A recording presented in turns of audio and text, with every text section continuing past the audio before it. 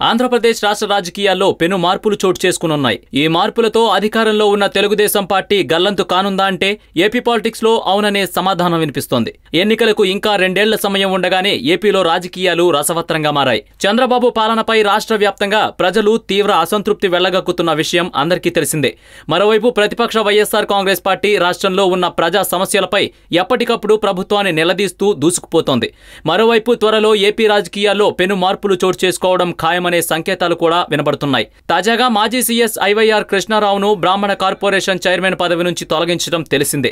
దీంతో ప్రభుత్వానికి నిరసనగా వారి సత్తా ఏంటో ప్రభుత్వానికి తెలియజేసేందుకు గాను డిసెంబర్లో 1,00,000 మందితో సభ నిర్వహిస్తామని బ్రాహ్మణ నేతలు ప్రకటించారు. ఈ ప్రకటనపై అనేక వార్తలు తెరపైకి వస్తున్నాయి. గత ఎన్నికల్లో టీడీపీకి మద్దతు పలికిన బ్రాహ్మణ సామాజిక వర్గం రానున్న ఎన్నికల్లో వైఎస్ఆర్సీపీకి పట్టం కట్టేందుకు సిద్ధమైనట్లు విశ్వసనీయ వర్గాల సమాచారం.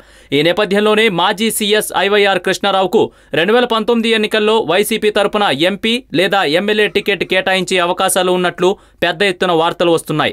దీంతో పాటు కాపు రిజర్వేషన్ల కోసం బాబు సర్కార్పై పోరాటం చేస్తున్న ముద్రగడ పద్మనాభం సైతం వచ్చే ఎన్నికల్లోపు వైసీపీలో చేరే అవకాశాలున్నాయి. ఒకవేళ చేరకపోయినా వైఎస్ జగన్ కు మాత్రం కాపు సామాజిక వర్గానికి న్యాయం జరగడం కోసం వచ్చే ఎన్నికల్లో జగన్ కే జై కొడతారని వైసీపీ నేతలు అంటున్నారు.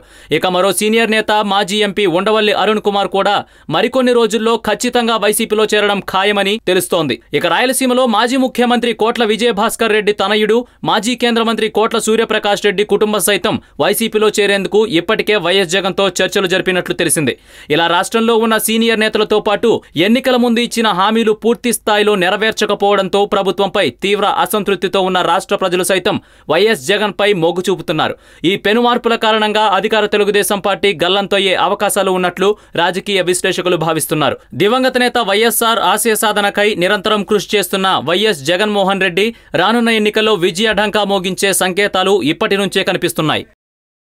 ఈ వీడియో మీకు నచ్చినట్లయితే లైక్ చేయండి, షేర్ చేయండి. మరిన్ని అప్డేట్స్ కోసం మా జనహితం టీవీని సబ్స్క్రైబ్ చేయడం మాత్రం మర్చిపోకండి.